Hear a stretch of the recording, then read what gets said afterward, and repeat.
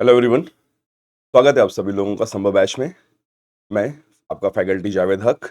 NCERT Ramsharan Sharma sir की इस series को हम लोग आगे बढ़ाते हैं और अ, इस पुस्तक से दो बड़े महत्वपूर्ण अध्याय हम आज एक साथ चर्चा करने जा रहे हैं, जो है गुप्तों का उदय और पतन और गुप्त काल में जनजीवन। गुप्त साम्राज्य का उदय किस प्रकार हुआ, फिर उनका पतन कैसे हुआ और इस दौरान गुप्त साम्राज्य में आम जनजीवन कैसा था। तो चलिए संभव बैच के इस सीरीज को आगे बढ़ाते हैं, इस उम्मीद के साथ कि आप लोगों का अंतिम रूप से चयन संभव होगा, अवश्य होगा, जब हम लोग मिलजुल कर मेहनत करेंगे। इसी कड़ी को आगे बढ़ाते हैं। तो हम दो अध्याय ले रहे हैं आज। पहला अध्याय गुप्तों का उदय एवं पतन और दूसरा अध्याय है गुप्त काल में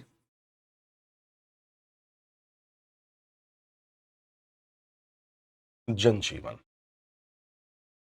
दोनों अध्याय आपस में जुड़े हुए हैं, तो हम लोग इन्हें अलग अलग डिस्कस ना करके एक साथ मिला जुला करके डिस्कस करने जा रहे हैं।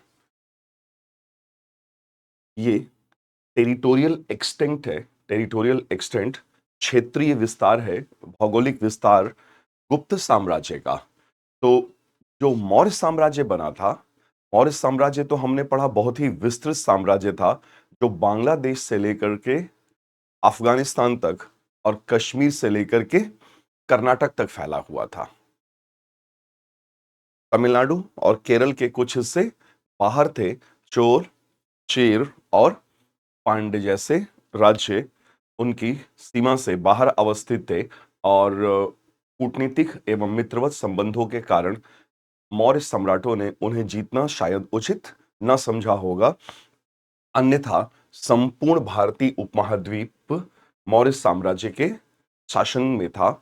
जबकि इस बीच जब मौर्य साम्राज्य का पतन होता है 186 187 ईस्वी पूर्व के आसपास, तो उसके बाद का अगला लगभग 500 वर्ष, जिसे हम लोग मौर्योत्तर काल कहते हैं, वो राजनीतिक विखंडन, पॉलिटिकल फ्रेगमेंटेशन, राजनीतिक विखंडन का काल होता है और कई सारे छोटे छोटे राज्यों की स्थापना होती है, जैसे पश्चिमोत्तर भारत की तरफ हिंद यवन, शक, पहलव और कुषाण, और फिर शुंग, कण्व, सातवाहन, और दक्षिण में तो पहले से ही थे चोल, चेर, पांडे।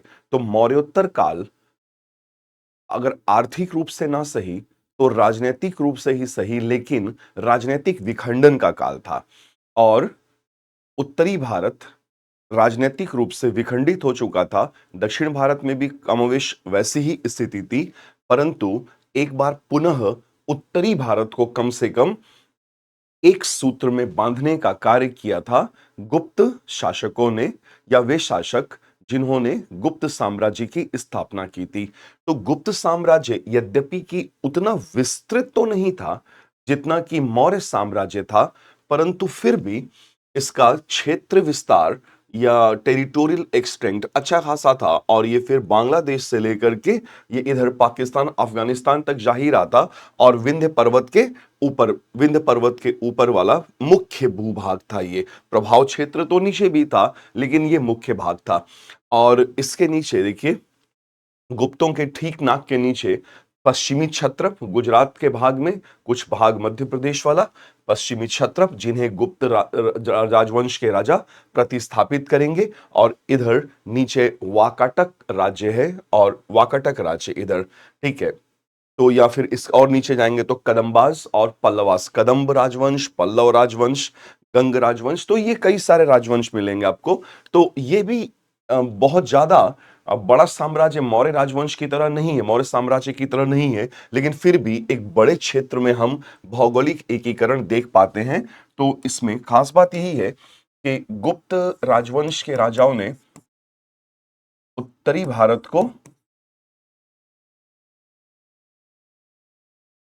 राजनैतिक रूप से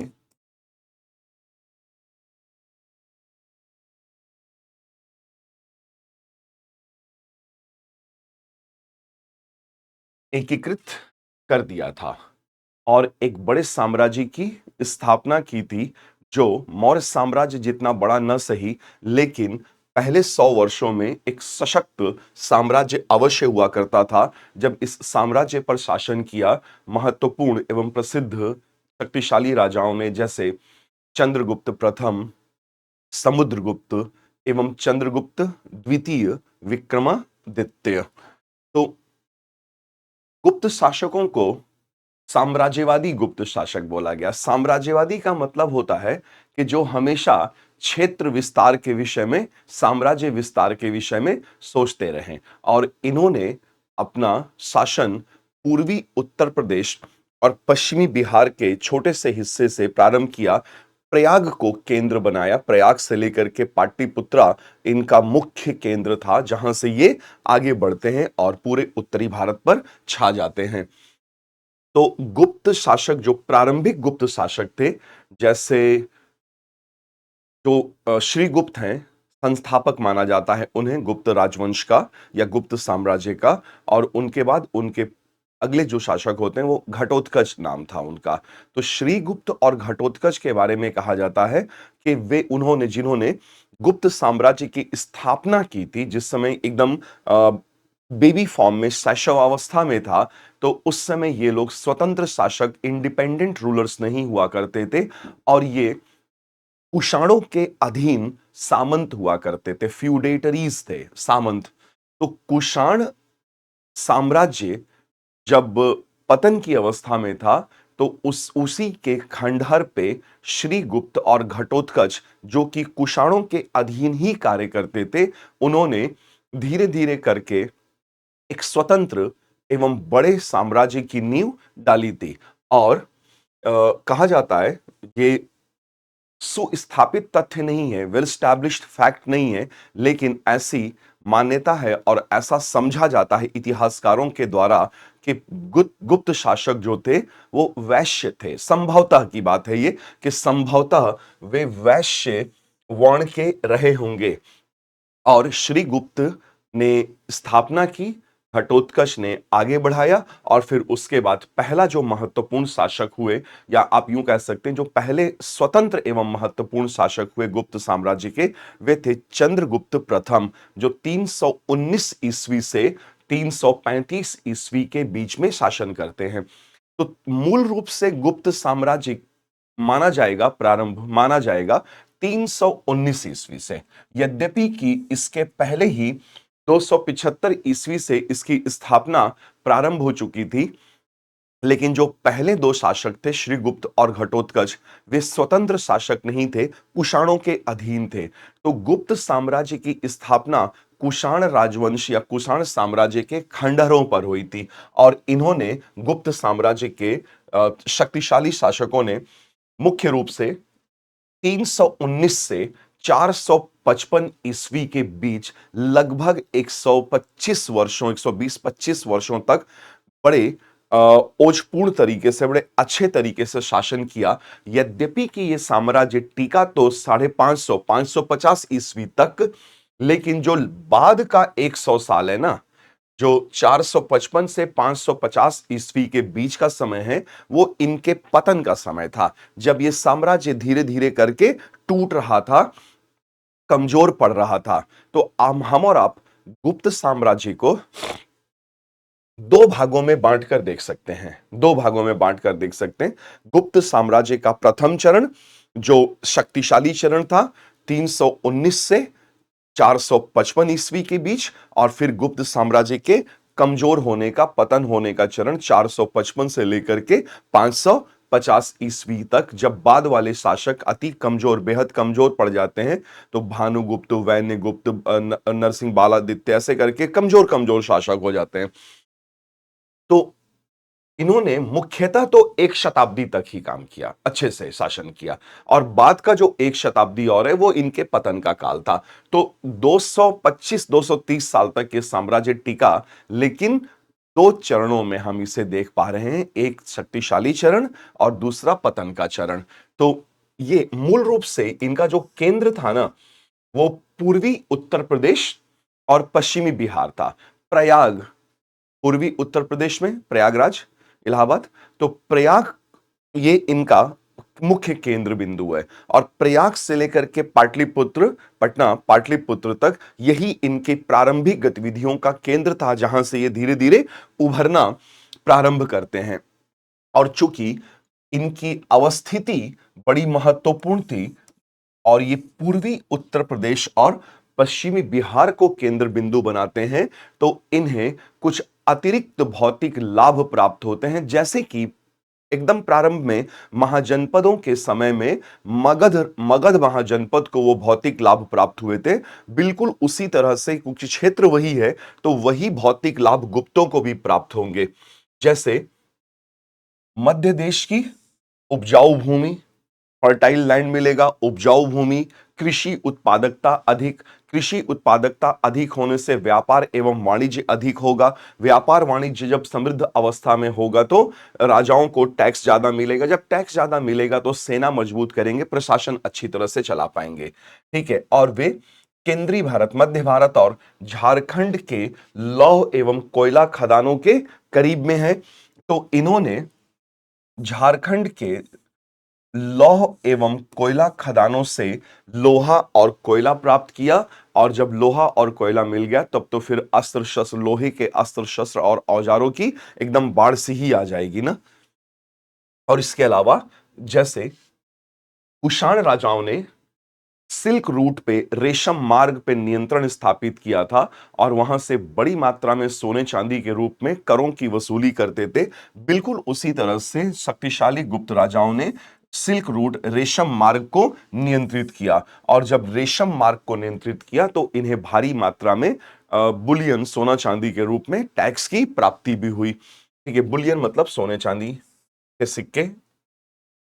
और यह संभावना है कि गुप्तों ने कुषाणों से, चूंकि ये कुषाणों के ही अधीन काम करते थे ना, और कुषाण बड़े बढ़िया घुड़सवार थे, कैवलरी मैन, बहुत अच्छे घुड़सवार थे और उनके युद्ध कौशल बड़े उन्नत थे। तो गुप्तों ने कुषाणों से बहुत कुछ सीखा। जैसे कुशल घुड़सवारी, घोड़े पर बैठने वाली वो जो गद्दी होती है, लगाम, और घोड़े पे बैठ के जो पैर फंसाने वाला होता है, ये सारी चीजें इन्होंने कुषाणों से बड़े कुशल तरीके से सीखा था और बड़े अच्छे तरीके से इस्तेमाल किया।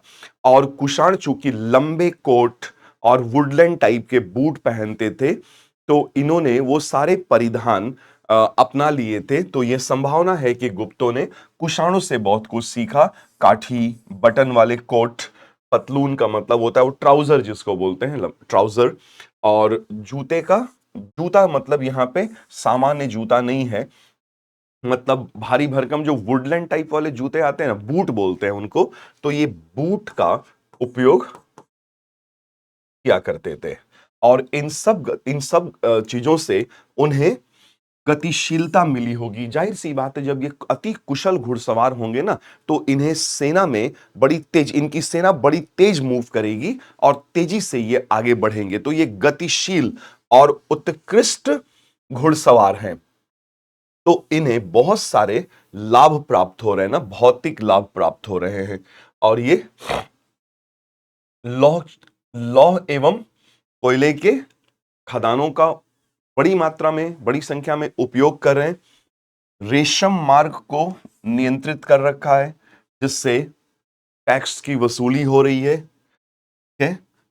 कुषाणों से कुशल घुड़सवारी, युद्ध संबंधी गतिविधियां और युद्ध के लिए फिट परिधान, ये सब इनको अतिरिक्त लाभ दे रहे हैं। और उत्कृष्ट घुड़सवारी और जो सेना को गतिशीलता प्रदान कर रही है। तो मैंने आपको बताया कि प्रारंभिक दो शासक वो स्वतंत्र शासक की हैसियत से नहीं होते हैं, बस वो संस्थापक की भूमिका में अधिक थे, जिसमें श्रीगुप्त और घटोत्कच थे। लेकिन गुप्त साम्राज्य के पहले महत्वपूर्ण एवं स्वतंत्र शासक की हैसियत से शासन किया चंद्रगुप्त प्रथम ने 319 से 335 ईस्वी तक। और उनके पश्चात उनको प्रतिस्थापित किया गुप्त साम्राज्य के महानतम राजाओं में से एक समुद्रगुप्त, जो लगभग 45 वर्षों तक बड़े प्रभावशाली तरीके से शासन करते हैं। जो समुद्रगुप्त 335 से 380 ईस्वी के बीच में शासन किया। और ये थोड़ी इंटरेस्टिंग बात है और अजीब भी कि समुद्रगुप्त को गुप्तों का पुत्र, गुप्तों का बेटा नहीं बताया गया है। समुद्रगुप्त को बताया गया है लिच्छवी दौहित्र, लिच्छवियों का बेटा बताया गया है। और ये इनके बारे में ये नहीं कहा जा रहा है कि गुप्तों के बेटे हैं, ये अपने आप को कहलवा रहे हैं कि मैं लिच्छवियों का बेटा हूं। तो ये अपने आप को मदर की तरफ से लिंक कर रहे हैं, मदर की तरफ से, माता की तरफ से जोड़ रहे हैं। क्योंकि चंद्रगुप्त प्रथम, इनके पहले वाले शासक, इनके पिताजी चंद्रगुप्त प्रथम का मैरिज जो हुआ था ना, विवाह, वो लिच्छवीय राजकुमारी से हुआ था, कि लिच्छवी राजकुमारी, ठीक है, कुमार देवी। तो इनकी मां लिच्छवी थी, जो क्षत्रिय थे, लिच्छवी क्षत्रिय होते थे। और ये लोग संभवतः गुप्त थे, वेल एस्टैब्लिश्ड फैक्ट तो नहीं है, लेकिन इसकी संभावना काफी अधिक है। तो सामाजिक रूप से अपने आप को ये उच्च दिखाने का प्रयास कर रहे हैं। तो यही कारण रहा होगा कि चंद्रगुप्त प्रथम ने भी अपना मैरिज, अपना विवाह अपने से उच्च वर्ण की कन्या के साथ किया था, लिच्छवी, जो कि क्षत्रिय थी, है ना। और ये भी अपने आप को गुप्तों का दौहित्र, गुप्तों का पुत्र नहीं बता रहे हैं, बल्कि ये अपने आप को कह रहे हैं कि मैं लिच्छवी दौहित्र हूं। तो लिच्छवी, इन्हें लिच्छवी दौहित्र बताया गया है। और इनके विषय में, समुद्रगुप्त के विषय में हमें अच्छी खासी जानकारी प्राप्त होती है इन्हीं के एक दरबारी कवि और युद्ध एवं शांति के मंत्री, संधि विग्राहिका, युद्ध एवं शांति के मंत्री हरिसेन से पता चलता है। इनके विषय में अच्छी खासी जानकारी मिल जाती है। हरिसेन, तो इनके जो दरबारी कवि और मंत्री हैं हरिसेन, वो इलाहाबाद, प्रयागराज में सम्राट अशोक के द्वारा पहले लगवाया गया एक प्रस्तर स्तंभ था। उसी प्रस्तर स्तंभ पे हरिसेन ने अपने सम्राट समुद्रगुप्त के विषय में कई लाइंस, बड़ी बड़ी लाइंस में उनकी प्रशस्ति, गुणगान, उनकी तारीफ में पंक्तियां लिखवाएं। लगभग 29-30 पंक्तियों के आसपास लिखवाया, 33, बल्कि 33 पंक्तियों में लिखवाया उनकी तारीफ, अपने सम्राट समुद्रगुप्त की तारीफ लिखवाई। तो जो लेख लिखवाया, इसको प्रयाग प्रशस्ति कहा गया है। प्रयाग प्रशस्ति, लगभग 33 पंक्तियां संस्कृत भाषा और पाद की ब्राह्मी लिपि में है। संस्कृत भाषा और स्क्रिप्ट ब्राह्मी, बाद की ब्राह्मी में है। तो इस प्रयाग प्रशस्ति से जो सम्राट अशोक के द्वारा लगवाए गए प्रस्तर स्तंभ पर ही लिखवाया गया, इससे हमें समुद्रगुप्त के विषय में अच्छी खासी जानकारी मिल जाती है। तो समुद्रगुप्त के दरबारी कवि हरिसेन ने सम्राट अशोक के प्रस्तर स्तंभ पर, इन्होंने कोई प्रस्तर स्तंभ नहीं लगवाया था, हरिसेन ने सम्राट अशोक वाले ही प्रस्तर स्तंभ पर अपने संरक्षक एवं सम्राट के सैन्य उपलब्धियों का एक और उनके जीवन का भी एक शानदार विवरण दिया। बड़ी शानदार भाषा संस्कृत में जो इन्होंने लिखवाया, हरिसेन ने जो लिखा, वो बड़ी ही डेकोरेटिव संस्कृत है, शास्त्रीय संस्कृत है। और बताया कि इन्होंने गंगा यमुना दोआब के तमाम राजाओं को हराया, पूर्वी हिमालय के शासकों को एलिमिनेट किया, मध्य भारत, विंध्य क्षेत्र के जनजातियों को हराया और खत्म किया, और दक्षिण भारत तक पहुंच गए थे समुद्रगुप्त, और पल्लवों तक को हराकर, तमिलनाडु के, तमिल क्षेत्र के पल्लवों तक को हरा करके वापस आ गए। और जो बचे खुचे शक थे और कुषाण थे, उन्हें भी इन्होंने हराया था। तो इनकी मिलिट्री विक्ट्री, सैन्य उपलब्धियां बहुत बढ़िया रही हैं, और इनका शासन बड़ा स्थापित, बड़ा अच्छा था, वेल सेटल्ड, वेल एस्टैब्लिश्ड थे ये। तो इनके समय में श्रीलंका के एक शासक हुए महामेघवर्मन। तो मेघवर्मन को एक बौद्ध स्तूप बनवाना था, और उन्होंने इनके पास एक दूतमंडल भेजा कि हमें बौद्ध स्तूप बनाना है आपके क्षेत्र में, तो क्या आप आज्ञा प्रदान करेंगे? तो इस बात से समुद्रगुप्त को कोई समस्या नहीं थी कि एक बौद्ध स्तूप या बौद्ध मंदिर बन जाए, क्योंकि धार्मिक रूप से ये सहिष्णु हैं। धार्मिक रूप से ये सहिष्णु है, रिलीजियसली टॉलरेंट है, यद्यपि कि ये अच्छे हिंदू हैं, बेहतरीन हिंदू हैं, लेकिन हिंदू होने के बाद भी अगर ये बौद्ध धर्म को संरक्षण दे रहे हैं, तो ये इनकी उदारता और धार्मिक सहिष्णुता का ही प्रतीक होगा ना। तो चूंकि समुद्रगुप्त कभी किसी से हारे ही नहीं, तो ये कई लड़ाइयां, देखिए कई लड़ाइयां लड़ते हैं, कई सैन्य विजय की अभियान किए, लेकिन कभी भी पराजित नहीं हुए। और इन्हीं की सैन्य उपलब्धियों को देख करके एक इतिहासकार हुए विंसेंट आर्थर स्मिथ। तो विंसेंट आर्थर स्मिथ ने इन्हें बोला कि समुद्रगुप्त जो हैं ये भारत के नेपोलियन है, भारत का नेपोलियन। तो फ्रांस में हुए सैन्य शासक नेपोलियन। तो ये तुलना जो है ना, कि समुद्रगुप्त भारत का नेपोलियन है, ये उचित नहीं है, ये सही नहीं है। उल्टी तुलना की गई है कि समुद्रगुप्त प्राचीन काल के शासक हैं और नेपोलियन 19वीं शताब्दी के प्रारंभिक वर्षों में है। मुख्य रूप से 1803-1804 से लेकर 1815 के बीच में इनका सैन्य शासन था फ्रांस पर। और समुद्रगुप्त तो कभी हारे ही नहीं, जबकि नेपोलियन हारे भी, और अंत भी उनका वाटरलू के युद्ध से हुआ। तो ये तुलना ही गड़बड़ है। और अगर तुलना ही करनी है भाई, तो जाके नेपोलियन को बोलो कि यूरोप का समुद्रगुप्त या फ्रांस का समुद्रगुप्त अच्छा लगेगा। तो ये तुलना उचित नहीं है, सही नहीं है। इस तरह की तुलना इस प्रकार के साम्राज्यवादी इतिहासकार किया करते थे, हमारे शासकों को जोड़ करके अपने यहां वालों के नाम के साथ अटैच करके बताते थे, भारत का नेपोलियन। क्यों भाई भारत का नेपोलियन? नेपोलियन को बोलो फ्रांस का समुद्रगुप्त, और मजा आएगा, बढ़िया लगेगा हमें। लेकिन कभी कभी इस प्रकार के सवाल पूछ लिए जाते हैं, यद्यपि कि यूपीएससी ऐसा सवाल बनाएगी इसकी संभावना ना के बराबर ही है। इतना छोटा सा फैक्ट यूपीएससी नहीं लेगी। तो ये बड़ा महत्वपूर्ण प्रयाग प्रशस्ति हरिसेन, हरिसेन जो समुद्रगुप्त के दरबारी कवि भी हैं और उनके minister for war and peace भी हैं, युद्ध एवं शांति के मंत्री भी हैं। तो महत्वपूर्ण बात है कि इनको संस्कृत में विशेषज्ञता प्राप्त थी और शास्त्रीय संस्कृत। तो हरिसेन ने जो प्रयाग प्रशस्ति 33 पंक्तियां लिखवाई, ये साधारण नहीं है, भाषा के स्तर पर बहुत ही शानदार है, शास्त्रीय संस्कृत है।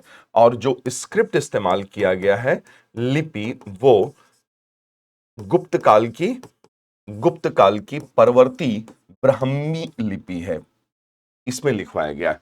और जो सम्राट, ये तो सम्राट अशोक वाला स्तंभ है ना, तो सम्राट अशोक ने जो अपना लेख लिखवाया था, इस पे मैसेज दिया था, वो उसकी भाषा संस्कृत नहीं है। सम्राट अशोक की भाषा तो प्राकृत है, और लिपि जो सम्राट अशोक की है, लिपि वही है ब्राह्मी।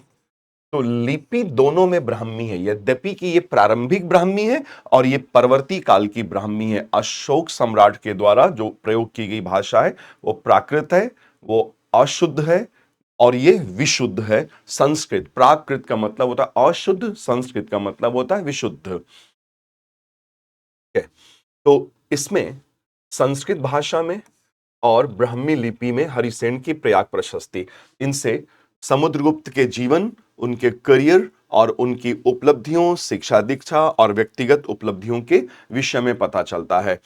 फिर समुद्रगुप्त को 380 में प्रतिस्थापित कर देते हैं अगले और सबसे प्रसिद्ध महान शासक गुप्तों के चंद्रगुप्त द्वितीय, जो 380 से 412 के बीच शासन करते हैं।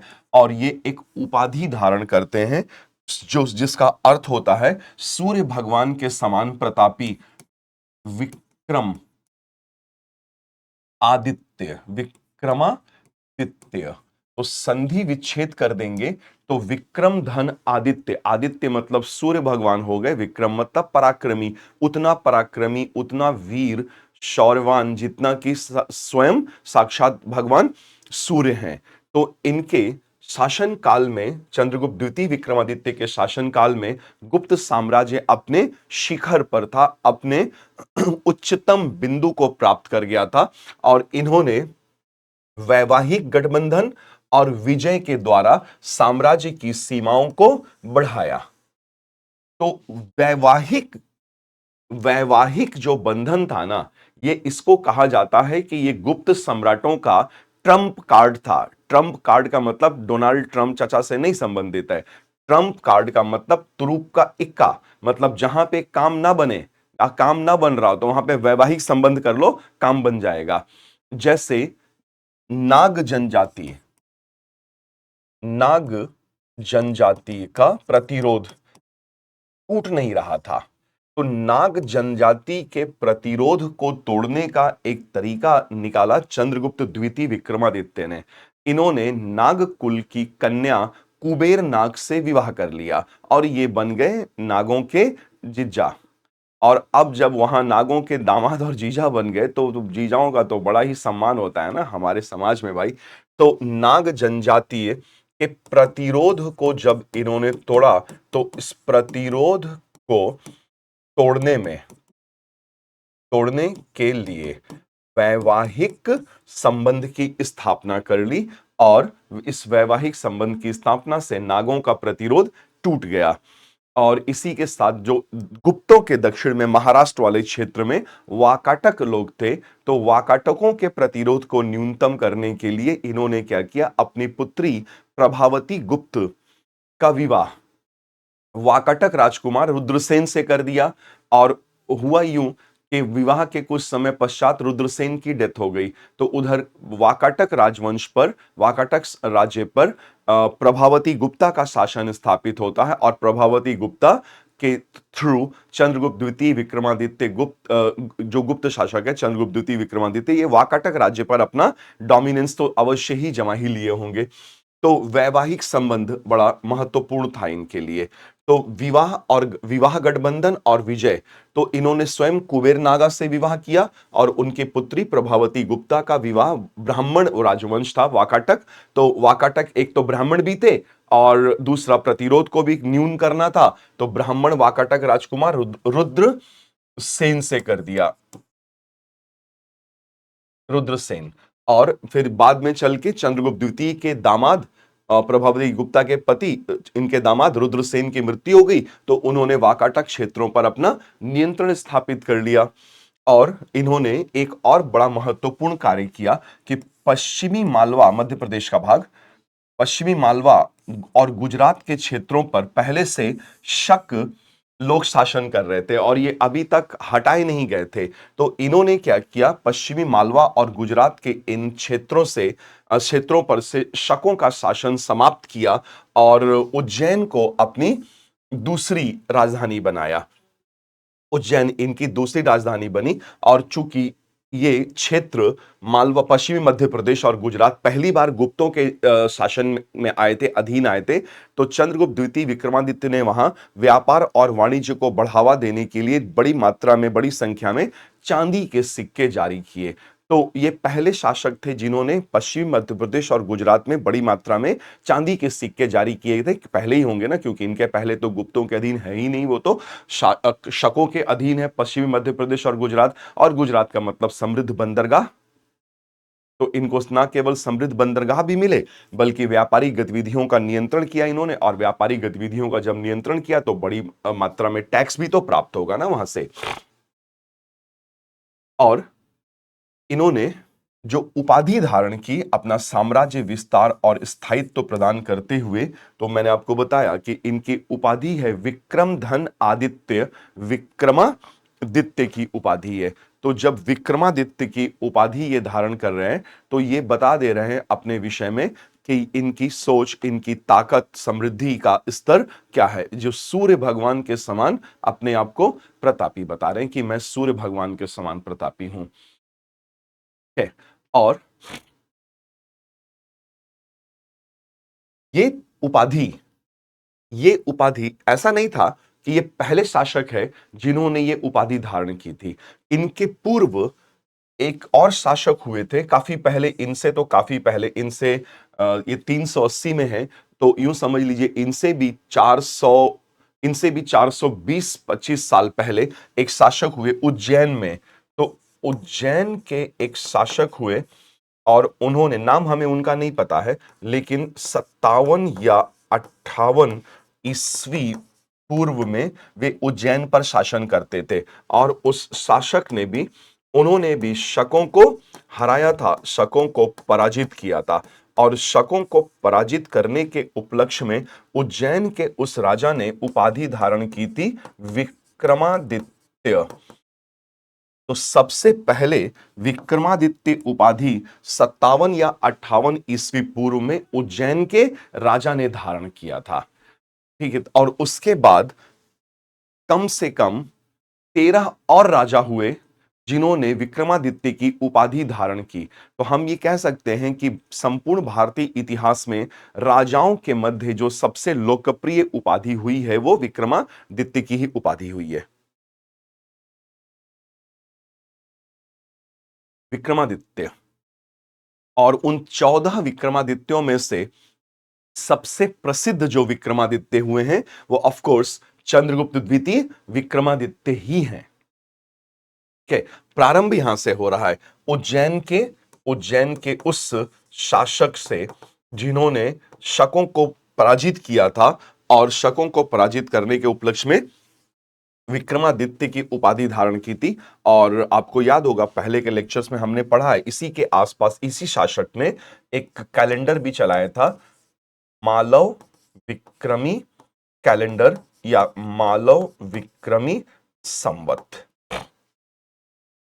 ठीक है, और चंद्रगुप्त द्वितीय विक्रमादित्य के समय में, दरबार में नहीं, ध्यान दीजिए, दरबार की बात नहीं हो रही है, इनके समय में एक यात्री जो बौद्ध भिक्षु होते हैं वो इनके दरबार में तो नहीं आते हैं, लेकिन इनके काल में अवश्य भारत आए थे। और ये थे फाह्यान। फाह्यान के, तो अब ये स्पेलिंग कैसे लिखाएगा ये तो नहीं पता, क्योंकि ना चाइनीज आती है, ना कभी गए चाइना हम लोग। हो सकता हो आप में से एक आध कोई घूम आया हो। फाह्यान ऐसे लिख सकते हैं। तो फाह्यान आते हैं। तो फाह्यान ने भारत आगमन पे और भारत में जो इन्होंने यात्रा की और जो कुछ इनको अनुभव हुआ उस पर इन्होंने एक पुस्तक की रचना की थी। अब उसको कैसे पढ़ेंगे वो बड़ा मुश्किल है बता पाना, लेकिन मैं लिख दे रहा हूं, आप पढ़ लीजिएगा। फोकोकी, फाह्यान की पुस्तक फोकोकी में इन्होंने अपने यात्रा वृतांत, अनुभव और जो कुछ भी इन्होंने ऑब्जर्व किया उस विषय में बताया है। तो ये 5वीं शताब्दी की शुरुआत में भारत आते हैं जब चंद्रगुप्त द्वितीय विक्रमादित्य का शासन होता है। और ये बौद्ध धर्म की महायान शाखा से संबंधित एक बौद्ध भिक्षु थे, और ये आए ही थे इसलिए कि इन्हें महायान शाखा से संबंधित कुछ पुस्तकें प्राप्त हो जाए, क्योंकि भले ही बौद्ध धर्म चीन में फैल रहा था लेकिन मूल रूप से उदित तो भारत में हुआ था। तो ओरिजिनल जो पुस्तकें थी, मूल जो किताबें थी महायान शाखा या हीनयान शाखा से संबंधित, वो तो भारत में ही मिलेंगी। तो ये इसी कार्य के लिए आए थे, और ये अपने वृतांत में फोकोकी में उस समय के समाज और शासन की बातें करते हैं, यद्यपि कि ये चंद्रगुप्त विक्रमादित्य के विषय में कुछ बताना पसंद नहीं कर रहे हैं, ये नई जानकारी देते हैं, जो भी उसका कारण रहा हो। और इन्होंने, हाँ, लेकिन ये जरूर बताया है कि पाटलिपुत्र नगर के विषय में अच्छी खासी जानकारी दी है, और बोल रहे हैं कि पाटलिपुत्र के निवासी बड़े खुशहाल नागरिक हैं, और यहाँ कई सारे धर्मार्थ संस्थान हैं, और शहर में 2 बड़े बड़े मठ भी हैं। तो और ये कह रहे हैं कि लोग समृद्ध हैं, सामान्य समृद्धि व्याप्त है, सामान्य समृद्धि व्याप्त है। ठीक है, लोगों के आने जाने पर कोई प्रतिबंध नहीं लगा हुआ है, लोग समृद्ध हैं, खुशहाल हैं, और आमतौर पर मांस मदिरा के इस तरह के खान पान से दूर ही रहा करते थे। तो कहने का मतलब ये बता रहे हैं कि ज्यादातर लोग या अधिकांश लोग वेजिटेरियन या वीगन रहे होंगे, जो आजकल चल रहा है ट्रेंड में वीगन। तो इनसे हमें जानकारी मिल जाती है। फिर इसके बाद कुमार गुप्त महेंद्र आदित्य आ जाते हैं और 412 से 455, और इसी के बाद फिर देखिए गुप्त साम्राज्य अब आगे चल के लड़खड़ाने लगेगा। तो कुमार गुप्त महेंद्रादित्य और उनके बाद स्कंद गुप्त, जिनकी उपाधि होती है क्रमादित्य। तो स्कंद गुप्त क्रमादित्य तक आते आते भारत पर हूण हूण बारबेरियंस का हूणास का हूणों का आक्रमण होने लगा था, और बड़े ये खतरनाक योद्धा और आक्रमणकारी होते थे। लेकिन स्कंद गुप्त क्रमादित्य इतने ताकतवर थे कि इन्होंने हूणों के आक्रमण को रोक दिया था, परंतु इनके उत्तराधिकारी कमजोर निकल गए, और उत्तराधिकारियों के कमजोर निकलने से फिर बाद के उनके उत्तराधिकारी हूणों का जब आक्रमण हुआ तो रोक नहीं पाए, और ये गुप्त साम्राज्य के डाउनफॉल का, पतन का एक बड़ा कारण बन जाएगा। जबकि हूण भी घुड़सवारी में अति उत्कृष्ट थे, बढ़िया थे, और वो धातु से बने रकाब का उपयोग करते थे घुड़सवारी के लिए। फिर 467 तक ये गुप्त साम्राज्य ठीक ठाक टिका। फिर 467 से 550 के बीच में लगातार एक के बाद एक के बाद एक जो परवर्ती गुप्त शासक हुए वो बड़े कमजोर निकल गए। और फिर अंत में 550 ईस्वी तक आते आते गुप्त साम्राज्य का पतन हो जाएगा, और उसके बाद जो गुप्तोत्तर काल होता है वो फिर से एक राजनीतिक विखंडन का दौर प्रारंभ हो जाएगा। और इधर गुप्तों ने जो एक प्रशासनिक व्यवस्था विकसित की थी वो अच्छी प्रशासनिक व्यवस्था थी, यद्यपि कि इनका प्रशासन इतना बेहतरीन तो नहीं था, इतना संगठित तो नहीं था जितना कि मौर्य राजवंश में प्रशासन हुआ करता था, मौर्य साम्राज्य में प्रशासनिक व्यवस्था हुआ करती थी। परंतु उसके बाद भी एक अच्छी, उतनी अच्छी तो नहीं लेकिन एक अच्छी प्रशासनिक व्यवस्था थी। और गुप्त साम्राज्य के शासक अपने आप को बड़ी बड़ी उपाधियों से नवाजते थे, जैसे परम भट्टारक महाराजा धीराज, परमेश्वर महाराजा धीराज, परम भट्टारक जैसी धूमधाम वाली उपाधियां, सजावटी डेकोरेटिव उपाधियां हरण किया करते थे। ठीक है, और ये बताता है कि ये अपने साम्राज्य में अपना दबदबा रखते थे। और एक महत्वपूर्ण बात तो ये भी है, देखिए कि जो समुद्रगुप्त के लिए प्रयाग प्रशस्ति की रचना हरिसेन ने की थी, तो ये हरिसेन तो साक्षात बता दे रहे हैं अपने शासक के विषय में, अपने राजा के विषय में, यानी कि समुद्रगुप्त के विषय में, कि समुद्रगुप्त साक्षात यम है, साक्षात कुबेर है, साक्षात कुबेर के समान, यम या कुबेर इंद्र के समान है, और समुद्रगुप्त स्वयं देवता है जो धरती पर विचरण कर रहा है। तो हरिसेन ने अपने प्रयाग प्रशस्ति में अपने सम्राट को सीधे देवता के बराबर ला करके खड़ा कर दिया। तो बड़ी बड़ी उपाधियां लेना यही दर्शाता है कि आराम से शासन करो। और ये गुप्त शासन में ही पहली बार देखिए न्यायिक, सिविल सिविल और आपराधिक प्रक्रियाओं का परिभाषा तय किया गया, इन्हें परिभाषित किया गया कि भाई जो सिविल लॉ है, सिविल कोड है वो अलग कर देते हैं, और क्रिमिनल कोड, सिविल कोड अलग कर देते हैं और क्रिमिनल कोड अलग कर देते हैं। कानून, विधि विधि जो विधि व्यवस्था होती है ना, उसके लिए गुप्त शासन में अच्छा काम हुआ। और क्रिमिनल जो दंड दंड वाली गतिविधियां, आपराधिक गतिविधियां, उनके कानून अलग किए गए। और न्यायिक व्यवस्था, सिविल वाले काम जैसे जमीन जायदाद का झगड़ा सिविल, सिर फुटअव्वल वाला झगड़ा क्रिमिनल। और गांव में तो जानते हैं आजकल या लंबे समय से गांव में सबसे बड़ा झगड़ा किस कारण से होता है, कमेंट बॉक्स में बताइएगा। गांव में सबसे ज्यादा झगड़ा जो सिविल कोड, सिविल में आता है, सबसे ज्यादा झगड़ा किस बात को लेकर के होता है, और उसकी वजह से फिर खूब खूब सिर फुटअव्वल वाले झगड़े शुरू हो जाते हैं। तो कानून को संहिताबद्ध, कोडिफाइड, कानून को इन्होंने संहिताबद्ध किया, इनके समय में कोडिफाइड हुआ। और संपत्ति के उत्तराधिकार कि पुस्तकों को भी फाइनल किया गया, जैसे याज्ञवल्क्य का मिताक्षरा और जीमूतवाहन का दाय भाग, जो संपत्ति के उत्तराधिकार से संबंधित पुस्तकें हैं। ये महत्वपूर्ण तथ्य हैं जो आपको याद रखना होगा। ये संपत्ति से संपत्ति के उत्तराधिकार से संबंधित हैं।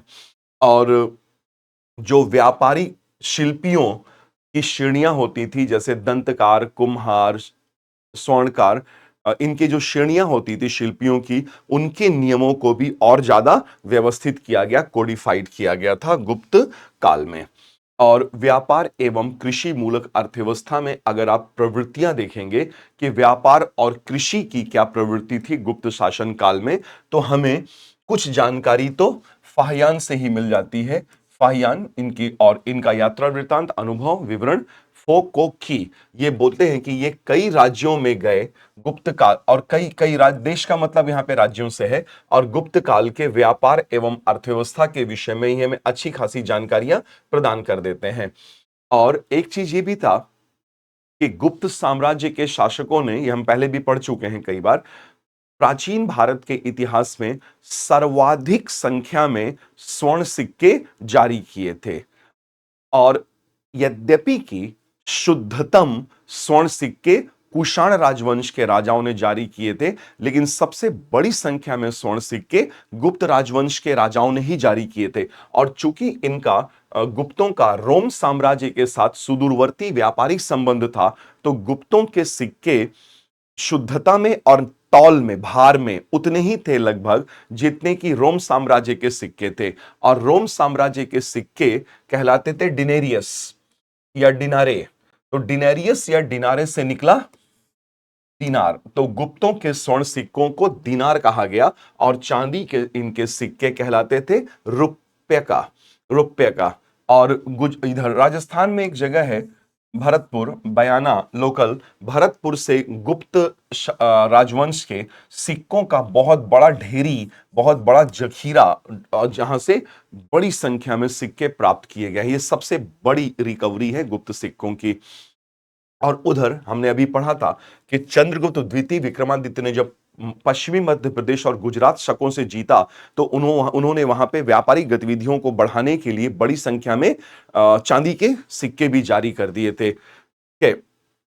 तो लेकिन जैसे जैसे गुप्त साम्राज्य का में गिरावट आई, तो वैसे वैसे देखिए व्यापार और वाणिज्य में भी गिरावट हमें मिल रही है। तो 5वीं शताब्दी के मध्य तक आते आते हमें ये एविडेंस मिल रहे हैं, हमें ये सबूत मिल रहे हैं कि जो सुदूरवर्ती व्यापारिक संबंध था उसमें तेजी से गिरावट आ रही थी। इसका कारण यह भी था कि इधर उत्तरी भारत में गुप्त राजवंश का पतन हो रहा था, उधर यूरोप में रोम के साम्राज्य का पतन हो रहा था। विशेष तौर पे पश्चिमी रोम साम्राज्य का तेजी से पतन हो रहा था, और इधर गुप्त साम्राज्य का पतन हो रहा था।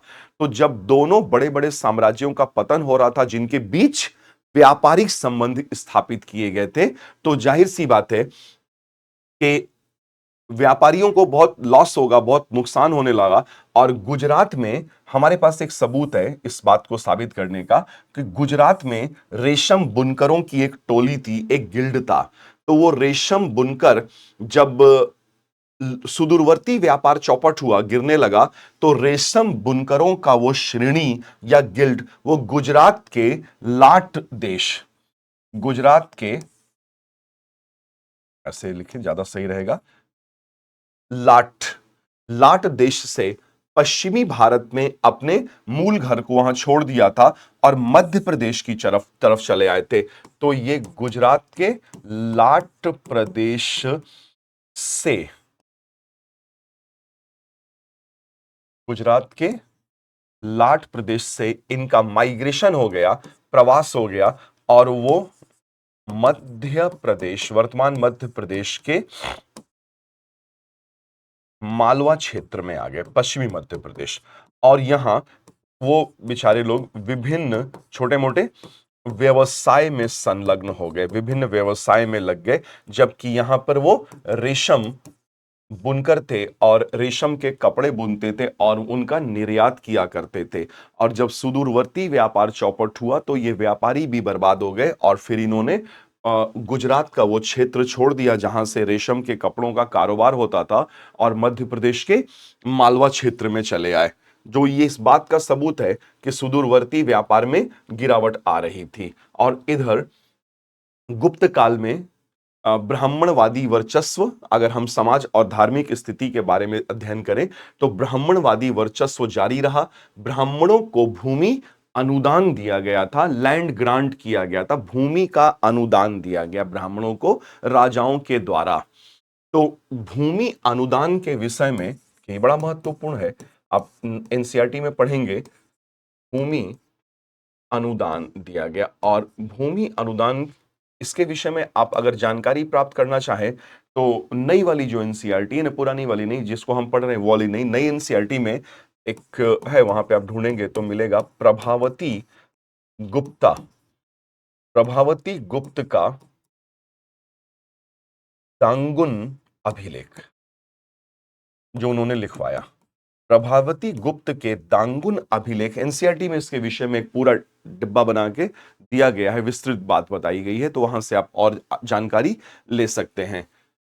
तो ब्राह्मणों को भूमि का अनुदान दिया गया जिससे गुप्त राजाओं की स्थिति को वैध बनाने में मदद मिली, क्योंकि वे वैश्य थे। तो गुप्त राजाओं ने क्या किया, अपनी सामाजिक हैसियत को बढ़ाने के लिए ब्राह्मणों को भूमि दान दिया। और फिर ब्राह्मणों को जब भूमि दान मिला तो उन्होंने गुप्त राजाओं को बोला ये तो लोग साक्षात भगवान हैं, ये भगवान विष्णु के प्रथम भक्त हैं, ये भगवान कुबेर के, इंद्र भगवान के तुल्य हैं, ये सब बातें होने लगी। तो ब्राह्मणों को भूमि अनुदान मिला और इसके बदले में ब्राह्मणों ने गुप्त राजाओं को ऐसा बताया जैसे कि वो साक्षात भगवान ही हों। तो इससे जनता को भी लगा कि अरे बाप रे बाप, साक्षात इंद्र भगवान राजाओं के रूप में हमारे पर शासन कर रहे हैं, इनसे बेहतर तो कुछ हो ही नहीं सकता है। ठीक है, और इस काल में नई नई जातियों की उत्पत्ति हुई, नई नई जातियां, समाज में जटिलता आई, समाज बढ़ रहा था, समाज का विस्तार हो रहा था और नई नई जातियों की उत्पत्ति हो रही थी, क्योंकि इस समय बड़ी संख्या में विदेशी लोगों का, बाहर से लोगों का आगमन हुआ। और जब बाहर से लोग आ रहे हैं तो वो नई नई जातियां बनती जा रही हैं और समाज में कई जनजाति आदिवासी समूहों का आत्मसातीकरण हुआ। आदिवासी समूह, तो समाज में बहुत सारे जनजाति समूह समाज की मुख्य धारा में आए, और जब वो जनजाति आए तो वो अपने आप को एक अलग जाति के रूप में कहा कि हम तो अलग जाति हैं। बाहर से जो लोग आए वो यहाँ बस गए, उन्होंने कहा हम अलग जाति हैं।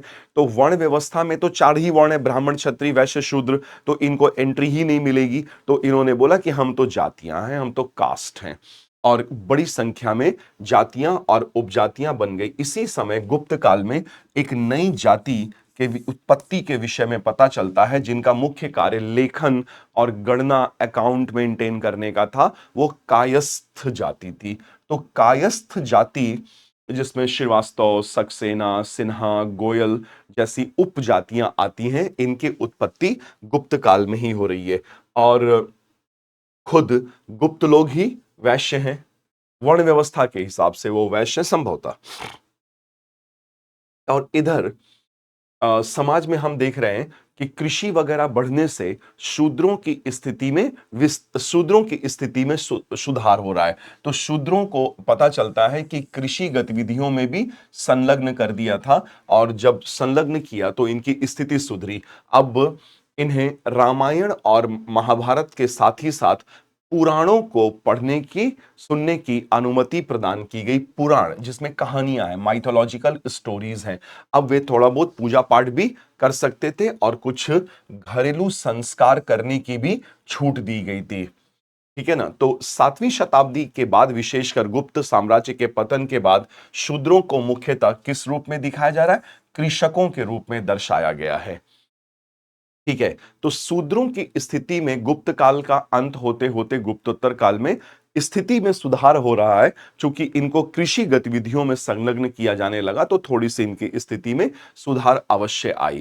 ठीक है, और इन्हें रामायण महाभारत और पुराणों को सुनने की अनुमति प्रदान की गई, लेकिन वेद अभी भी ये नहीं सुन सकते थे, पढ़ सकते थे।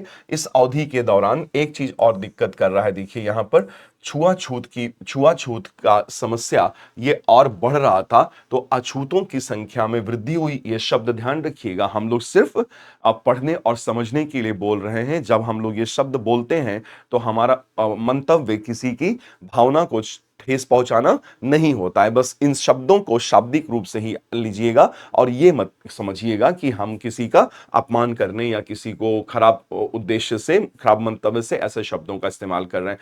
चूंकि ऐसे शब्द लिखे होते हैं और हमें बोलना पड़ता है ना चाहते हुए भी, ताकि पूरी बात हम समझ सकें। तो इस चीज का विशेष रूप से ध्यान रखिएगा कि जो अनटचेबल्स हैं इस समय में, जिन्हें अनटचेबल्स मान लिया गया था, अनटचेबल्स की संख्या में वृद्धि हुई।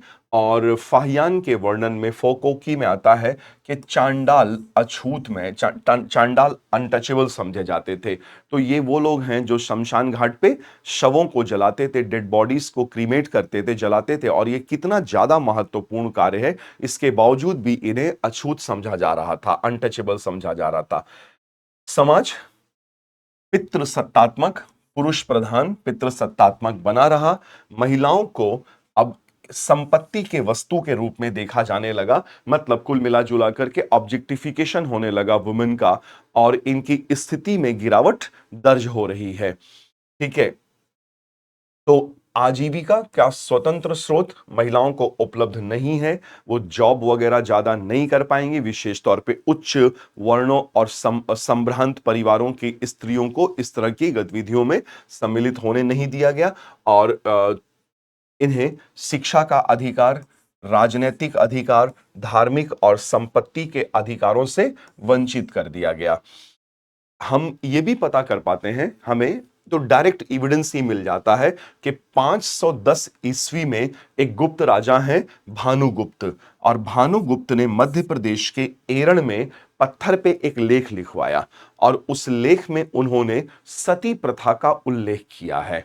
तो सती प्रथा का, ध्यान से मेरी बात सुनिएगा, सती प्रथा का पहला लिखित साक्ष्य, सती प्रथा का पहला लिखित साक्ष्य गुप्त राजा भानुगुप्त का एरण मध्य प्रदेश से प्राप्त अभिलेख है।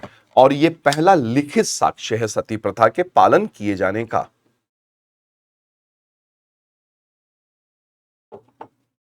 है ना।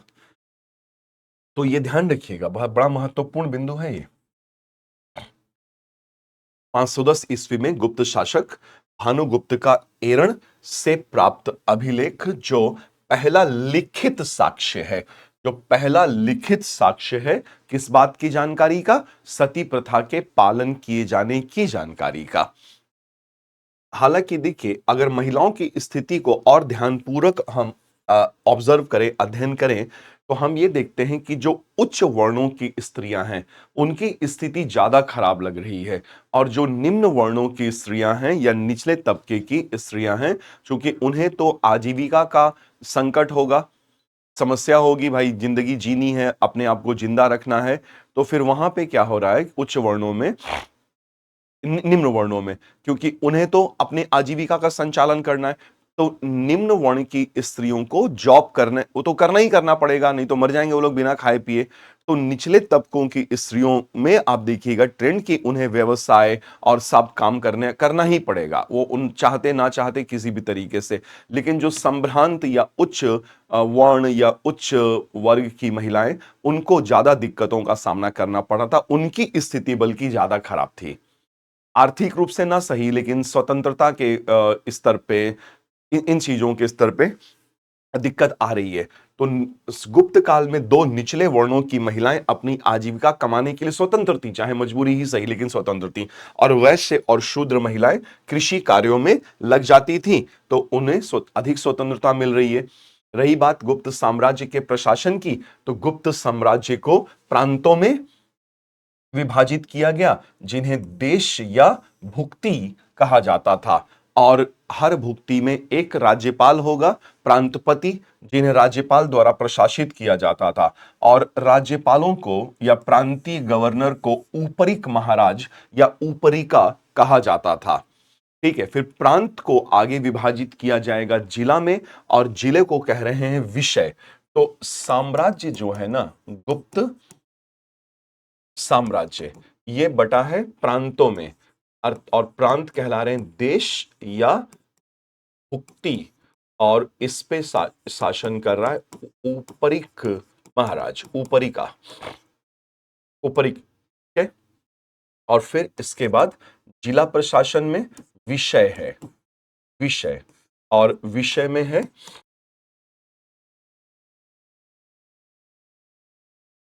विषयपति, ठीक है।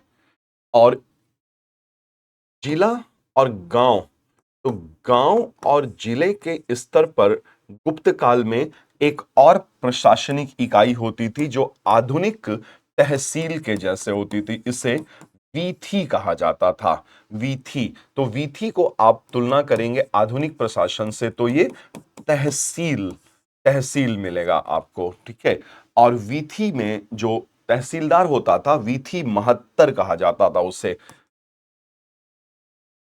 वीथी महत्तर। और फिर ग्राम प्रशासन आ जाता था, ठीक है। शहरों में, शहरों में आर्थिक गतिविधियों, व्यापारिक गतिविधियां होती, तो आर्थिक गतिविधियों की देखभाल करने के लिए शहरों में 5 अधिकारी नियुक्त किए जाते थे।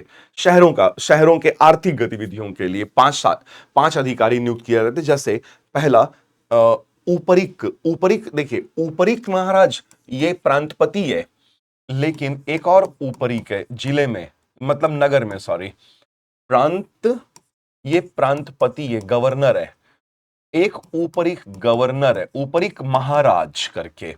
और नगरों में एक और ऊपरिक नामक अधिकारी है जो आर्थिक गतिविधियों का संचालन करने के लिए है। तो अंतर समझते रहिएगा, यहां पे एक ऊपरिक राज्यपाल है और दूसरा ऊपरिक नगर में आर्थिक गतिविधियों के संचालन के लिए। ऊपरिक नगर श्रेष्ठिन, नगर श्रेष्ठिन, सार्थवाह या कारवां व्यापारी प्रमुख, प्रथम कुलिक या मुख्य व्यापारी, और प्रथम कायस्थ। तो ये 5 अधिकारी होते थे जो नगर नगर का आर्थिक गतिविधियों से संबंधित अधिकारी होते थे, और ये आर्थिक गतिविधियों का संचालन करते थे। ऊपरिक, नगर श्रेष्ठिन, सार्थवाह या मुख्य कारवां व्यापारी, प्रथम कुलिक या मुख्य व्यापारी, और प्रथम कायस्थ, गणना वगैरह, अकाउंट वगैरह मेंटेन करने के लिए। राजस्व प्रशासन के कुछ विवरण हमें प्राप्त होते हैं गुप्तों के, जो उनकी आय के स्रोत के विषय में भी जानकारी देते हैं। जैसे अक्ष पटालाधिकृत, ये अभिलेख का रक्षा करता, जैसे रिकॉर्ड, जो रॉयल रिकॉर्ड होते थे ना, जमीन जायदाद वगैरह का रिकॉर्ड, तो ये शाही रॉयल रिकॉर्ड के अभिलेखों का रक्षण, रॉयल रिकॉर्ड को प्रिजर्व करता था अक्ष पटालाधिकृत। पुस्तपाल जो होते थे, ये भूमि हस्तांतरण का रिकॉर्ड रखते थे कि कौन सी भूमि किसके पास है, और वो भूमि उसके पास से निकल के किसके पास गई। इस सब बातों का रिकॉर्ड रखने वाला जो अधिकारी होता था वो पुस्तपाल कहलाता था। और रॉयल रिकॉर्ड्स को मेंटेन करने वाला जो अधिकारी था वो अक्ष पटालाधिकृत हुआ करता था। और कई प्रकार के करों के विषय में हमें जानकारी मिलती है गुप्त साम्राज्य में, जैसे कर, बलि, उद्रंग, उपरिकर, हिरण्यकर और इसके अलावा भी कई। और जैसे एक और भाग, भाग मतलब है कि आपने जितना भी कृषि उपज उपजाया और उस कृषि उपज में से राजा एक अंश ले लेगा आपसे लगान के तौर पे, तो वो भाग होगा, राजा का हिस्सा। ये बात हमें नारद स्मृति से पता चल रही है। जो कृषि उपज का 1/6, 1/6 होता था, 1/6 होता था कृषि उपज का। और भोग जो कर होता था वो लगान नहीं होता था। भोग का मतलब जैसे भगवान जी को भोग लगाते हैं ना मंदिर में, तो वैसे ही राजा को भोग लगाना होता था। तो राजा को समय समय पर जो आपके पास है कि फल सब्जी ये सब वगैरह, जलाऊ लकड़ी, फूलों की आपूर्ति, ये पहुंचा दीजिए राजा के पास, तो ये भोग हो गया। ऊपरी कर होता था किराएदार किसानों पर का कर लगाया गया। किराएदार किसान, किरायादार किसान का मतलब होता है कि ऐसे किसान हैं जिनके पास खुद की भूमि नहीं है। अब मान लीजिए आप भूस्वामी हैं और मेरे पास जमीन नहीं है, तो मैंने कहा हे भूस्वामी, 2 बीघा जमीन दे दीजिए किराया पर, मैं अपना खेती वेती करके कुछ उगा लूंगा और बदले में आपको आपकी भूमि पर मैं हर साल थोड़ा किराया आपको चुकाता रहूंगा। ठीक है, तो भूस्वामियों से ऐसे किसान भूमि किराए पर लेते थे, किराए पर भूमि ले लिया करते थे, क्योंकि उनके पास जमीनें नहीं होती थी, तो वो अपना कृषि कार्य करके अपनी आजीविका चला लिया करते थे, और जिससे भूमि किराए पे लिए भूस्वामी उसको कुछ कुछ अपना चुका दिया करते थे किराया। तो ऊपरी कर हो गया ये। तो भाग, भोग, ऊपरी कर, हिरण्य कर, बलि, उद्रंग और अमरकोश एक डिक्शनरी है गुप्त काल की। डिक्शनरी कोश, शब्दकोश, अमरकोश, अमर सिंह ने अमरकोश एक डिक्शनरी की रचना की थी, और इसमें 12 प्रकार की भूमि के विषय में बताया गया है। भूमि कार्यकाल और भूमि उपायों की सूची, जैसे उर्वर, उर्वर भूमि उपजाऊ भूमि है, ऊसर भूमि बंजर भूमि है, अप्रहत भूमि परती पड़ी हुई है, खाली पड़ी हुई है, पंकिल कीचड़ वाली भूमि है, क्षेत्र खेती करने वाली भूमि है। तो पंकिल, क्षेत्र, ये कई 12 प्रकार की, हमने 4-5 प्रकार यहां पे लिखा। ये मैच लिस्ट 1 विथ लिस्ट 2 वाले क्वेश्चंस में बनता है, यहां से क्वेश्चन बन सकता है। गुप्त और गुप्त साम्राज्य और गुप्त काल में जनजीवन अति, दोनों ही चैप्टर ये एनसीईआरटी के अति महत्वपूर्ण चैप्टर्स हैं, अध्याय हैं, जिनमें प्रीलिम्स में से सवाल बनने की संभावना काफी ज्यादा होती है। और अब देखिए, गुप्त साम्राज्य का पतन हो जाता है। तो गुप्त साम्राज्य का जो पतन हुआ वो आंतरिक संकट और बाहरी कारक दोनों हैं इसके लिए उत्तरदायी। तो आंतरिक संकट में हम ये देखते हैं, अभी हमने थोड़ी देर पहले भी पढ़ा कि स्कंद गुप्त के बाद के उत्तराधिकारी कमजोर पड़ गए। तो स्कंद गुप्त अंतिम गुप्त शासक थे, जिन्होंने, अंतिम नहीं, अंतिम गुप्त शासक थे जिन्होंने हूणों के आक्रमण को सफलतापूर्वक रोक दिया था और साम्राज्य का पतन होने से बचा लिया था। लेकिन इसके बाद में जो स्कंदगुप्त उत्तराधिकारी आते हैं वो बड़े कमजोर थे और वो नहीं रोक पाए हूणों के आक्रमण को।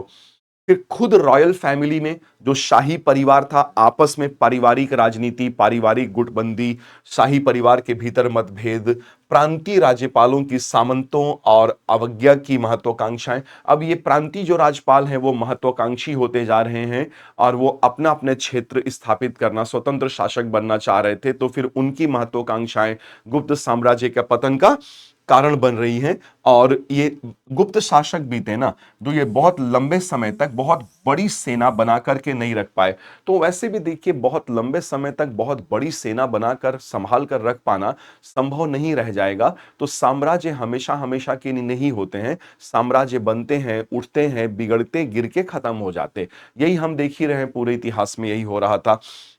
और गुप्त शासकों ने एक और गड़बड़ी किया कि ये सीमावर्ती क्षेत्रों की सुरक्षा पर ध्यान नहीं दे रहे थे। और अगर सीमावर्ती क्षेत्रों की सुरक्षा पर ध्यान देते तो सीमा पर ही हूणों के आक्रमण को रोक दिया जाता, तो ये साम्राज्य कुछ और लंबा टिक जाता।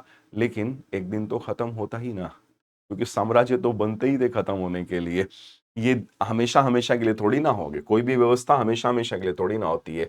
तो सीमावर्ती क्षेत्रों की लापरवाही भारी पड़ रही है गुप्तों को।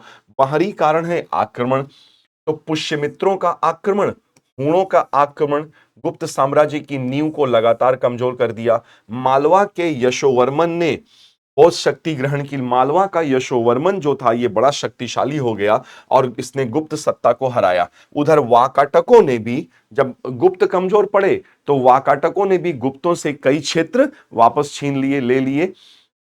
तो ये सब आंतरिक कारक और बाह्य कारक मिलके अंततः 550 ईस्वी में गुप्त साम्राज्य का अंतिम रूप से पतन करा दे रहे हैं और गुप्त साम्राज्य समाप्त हो जाएगा। ठीक है, फिर गुप्तों के शासनकाल में सामंतवाद का विकास होता है। मैंने अभी आपको बताया कि ये लोग ब्राह्मणों से अपने शासन की वैधता प्राप्त करने के लिए लगातार क्या कर रहे हैं, भूमि का दान कर रहे हैं। खास तौर पे बाद के गुप्त शासक लगातार ब्राह्मणों को भूमि का दान कर रहे थे। तो ब्राह्मणों को, मंदिरों को भूमि का दान किया जाने लगा और जिन्हें भूमि मिल रही है वो हमेशा हमेशा के लिए मिल रही है, क्योंकि दान में दी गई भूमि, अगर राजा ने भूमि का दान कर दिया तो अब वो वापस थोड़ी ना लेगा। और अगर ग्राम दान में दे दिया, मान लीजिए 10 गांव, 20 गांव, 50 गांव दान में दे दिया किसी ब्राह्मण या किसी मंदिर को, तो अब वो 50 गांव राजा के हाथ से हमेशा हमेशा के लिए निकल जाएंगे ना। तो इस प्रकार जैसे जैसे अब भूमि अनुदानों की संख्या बढ़ती जाएगी, गुप्त शासक लोग लगातार भूमि का अनुदान करते जाएंगे, देते जाएंगे, तो उनके हाथ से तो क्षेत्र निकल रहे हैं ना, गांव के गांव निकलते जा रहे हैं। तो अंत में तो राजा के पास ही छोटा सा एरिया बच जाएगा और राजा ही भूस्वामी बन के रह जाएगा।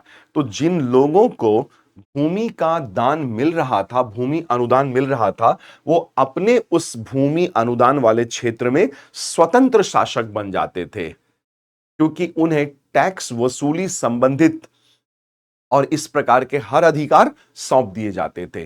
तो जिसको जमीन मिली, जिस ब्राह्मण को भूमि का अनुदान मिला, उसको पूरी प्रशासनिक अधिकार भी मिल जाते थे। तो अगर राजा का कोई क्षेत्र है, राजा का ये क्षेत्र है, और राजा ने इस क्षेत्र को इस क्षेत्र की भूमि का दान दे दिया, भूमि अनुदान कर दिया, तो यहां राजा ने प्रशासनिक अधिकार भी हस्तांतरित कर दिए थे।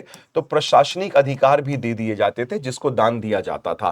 तो अब ये क्षेत्र राजा के अधीन, राजा के क्षेत्र में ही एक छोटा सा ही सही स्वतंत्र राज्य की हैसियत रखेगा ना। तो एक बड़े राज्य के भीतर इस प्रकार के दसियों छोटे छोटे स्वतंत्र राज्य बनते जा रहे हैं, क्योंकि दान, जो भूमि का दान, गांव का दान दिया जा रहा था, तो प्रशासनिक अधिकार भी हस्तांतरित कर दिए जा रहे थे। और जिन्हें मिलता था भूमि का अनुदान, वो छोटे से ही एरिया में सही लेकिन स्वतंत्र शासक की हैसियत से काम करने लगते थे। तो उन्हें सामंत नाम दिया गया, रणक और राजपुत्र, जिन्हें बाद में चल के राजपूत कहा गया, राजपुत्रा। और जिन्हें भूमि दान दिया जाता था, उन्हें कर वसूली का अधिकार भी ट्रांसफर कर दिया जाता था। तो मुक्त भूमि राजस्व संग्रह अधिकार, मतलब जो भूमि दान में दी गई है, दान में दी गई भूमि का राजस्व, जो भूमि दान में दी गई उसका राजस्व वसूली का अधिकार भी दानकर्ता, जो दान प्राप्त कर रहा है, रिसीवर, उसको मिल जाता था। तो जैसे मान लीजिए वाकाटक शासिका थी प्रभावती गुप्त। तो प्रभावती गुप्त ने एक ब्राह्मण को दान में दिया, उनका नाम था चनाला स्वामिन। तो प्रभावती गुप्ता ने, ये बात नई वाली एनसीईआरटी में है, पुराने वाले में नहीं है। तो प्रभावती गुप्ता ने चनाला स्वामिन ब्राह्मण को जमीन दान में दिया, गांव दान में दिया, और चनाला स्वामिन को पूरा अधिकार दे दिया गया कि आप इस गांव से टैक्स की वसूली करके अपने पास रख लीजिए, ले लीजिए। और प्रभावती गुप्ता ने दांगुन जगह पर पत्थर पे लिखवा दिया कि मैंने ये गांव चनाला स्वामिन ब्राह्मण को दान में दे दिया है, और अब ना तो मेरे अधिकारी, ना मेरे सैनिक, मेरे लोग इस गांव में घुसेंगे, ना टैक्स की वसूली करेंगे, क्योंकि टैक्स की वसूली का पूरा अधिकार किसे प्रदान कर दिया? टैक्स की वसूली का पूरा अधिकार प्रभावती गुप्ता ने चनाला स्वामिन ब्राह्मण को दे दिया था। तो एक राज्य के भीतर एक छोटा सा ही सही एक स्वतंत्र राज्य बन जाता था। तो मुक्त भूमि राजस्व संग्रह अधिकार, और हां, चनाला स्वामिन को जब पूरा का पूरा अधिकार दे दिया प्रभावती गुप्ता ने, तो चनाला स्वामिन से प्रभावती गुप्ता ने कहा कि देखिए भाई, ये अब आपका हो गया एरिया, अब यहां पे आप टैक्स वसूल करिए, जो करना करिए, लॉ एंड ऑर्डर भी आप ही को मेंटेन करना पड़ेगा, फिर हमको मत बोलिएगा कि लॉ एंड ऑर्डर मेंटेन करने हम आएंगे। ठीक है। तो प्रशासन में न्यायिक शक्तियां, देखिए, हाँ, जो भी था ये सब कुछ चल रहा था। तो एक चीज आप देख रहे हैं कि धीरे धीरे करके जैसे जैसे भूमि अनुदान बढ़ेगा, सामंत, रणक, राजपुत्र, जिनको दान में दिया जाता था, उनकी संख्या लगातार बढ़ती जाएगी। और ये राजा का क्षेत्र, ये दान में, ये दान में, ये दान, ऐसे दान होता जाएगा। तो अंत में एक दिन खुद राजा का क्षेत्र ही नहीं बचेगा, छोटा हो जाएगा, राजा का क्षेत्र ही छोटा हो जाएगा। और इधर हमने अभी थोड़ी देर पहले पढ़ा था कि जाति व्यवस्था मजबूत होती जा रही थी और समाज में चूंकि विदेशियों का आगमन हुआ, नए नए जनजातियां जुड़ रही थी समाज की मुख्य धारा से, तो उनको नई जाति का नाम दे दिया जाता था। जैसे गुप्त काल में ही लेखक और गणना करने वालों की एक जाति बन गई, कायस्थ जाति बन गई। तो जाति व्यवस्था जटिल हो रही है, जाति व्यवस्था के नियम जटिल हो रहे हैं, ठीक है? और यह समाज का आधार बन जाएगी जाति व्यवस्था। वर्ण व्यवस्था प्रतिस्थापित हो जाएगी, क्योंकि वर्ण व्यवस्था में तो 4 ही वर्ण है, ब्राह्मण, क्षत्रिय, वैश्य और शूद्र, और यहां तो नई नई एंट्रीज, लगातार नई एंट्री हो रही है, और वर्ण व्यवस्था में 4 ही वर्ण है। तो जो नई एंट्री हो रही है, इनको वर्ण व्यवस्था में जगह ही नहीं है, तो क्या नया संस्था बनेगा? समाज में एक नई संस्था का उदय हो गया, जिसे कहा गया जाति प्रथा या जाति व्यवस्था। ठीक है, अब जाति व्यवस्था समाज का आधार बन गई। समाज की बदलती प्रवृत्तियां गुप्त काल में हमें दिखाई दे रही हैं। जैसे एक लेखक है पराशर, जिन्होंने स्मृति लिखा, पराशर स्मृति। तो पराशर के अनुसार शूद्र के साथ भोजन करना, शूद्र के साथ उठना बैठना, शूद्र के साथ एक ही आसन पर बैठना और शूद्र से कुछ सीखना या सबक लेना एक ऐसा काम है जो महान से महान व्यक्ति को भी नीचे खींच लेता है, डाउनग्रेड कर देगा। तो कहने का मतलब यह है, ये कहा जा रहा है पराशर स्मृति में कि शूद्रों के साथ भाई उठना बैठना उनके साथ ठीक नहीं है, वरना ये आपको नीचे गिरा देगा, आपकी सामाजिक हैसियत को नीचे गिरा देगा। ऐसा मैं नहीं कह रहा हूं, ऐसा पराशर स्मृति में स्पष्ट रूप से लिखा हुआ है, बताया गया है। ठीक है, और गुप्त काल में समकालीन लेखों में बड़ी संख्या में जातियों का उल्लेख किया गया है, और इनमें से तो कुछ जातियां श्रेणियों की थी। पहले जो श्रेणियां थी अब वो जातियों में तब्दील हो गई। जनजाति लोग जुड़े, वो जाति बन गए, विदेशी लोग आए, वो जाति बन गए। तो लगातार जातियां और उपजातियों की संख्या बढ़ती ही जा रही है, जबकि वर्ण व्यवस्था में 4 ही वर्ण वो इररेलेवेंट होकर रह गया, अप्रासंगिक होकर के रह गया। और इसी में देखिए गुप्तोत्तर काल में, विशेष तौर पे गुप्त काल में तो नहीं, लेकिन गुप्तोत्तर काल में राजपूत नाम की नई जाति का उदय होता है, राजपूतों का उदय होता है। तो राजपुत्र या राजपूत मुख्य रूप से वो सामंत थे जिन्हें भूमि का अनुदान दिया गया था, और फिर धीरे धीरे करके ये शक्तिशाली हो चले थे। और महिलाओं की स्थिति अगर हम देखें, क्योंकि आम जनजीवन के विषय में भी हम अध्ययन कर रहे हैं गुप्त काल के, तो महिलाओं की स्थिति अच्छी तो नहीं लग रही है, बल्कि गिरी जरूर है थोड़ी बहुत। और एक लेखक में ये बताता है, एक लेखक या स्मृति शास्त्र में ये बताया जा रहा है कि एक पत्नी का कर्तव्य है कि वह अपने पति की सेवा करे और आंख बंद करके पति की आज्ञा का पालन करे। पति ने कह दिया कि जाओ, जो तुरंत पानी लेकर के आओ, तो दौड़ के पत्नी जाए, तुरंत पानी लेकर के आ जाए, मना नहीं कर सकती है। ऐसा यहां कहा जा रहा है भाई। ठीक है, और तो और देखिए, एक पुराण हुआ उस समय, मत्स्य पुराण। तो मत्स्य पुराण में यह बताया जा रहा है कि पति को अपनी पत्नी को रस्सी से या बांस को 2 भागों में काट दीजिए, और फटे हुए बांस से अपनी पत्नी को पति पीट सकता था। यह मत्स्य पुराण में बताया गया है कि पति को अपनी पत्नी को रस्सी से पीटने या विभाजित बांस से पीटने के लिए अधिकृत किया गया कि ठीक है, आपके पास यह अधिकार है कि आप अपनी पत्नी को रस्सी से या बांस को फाड़ लीजिए 2 भाग में, उससे उसको पीटिए।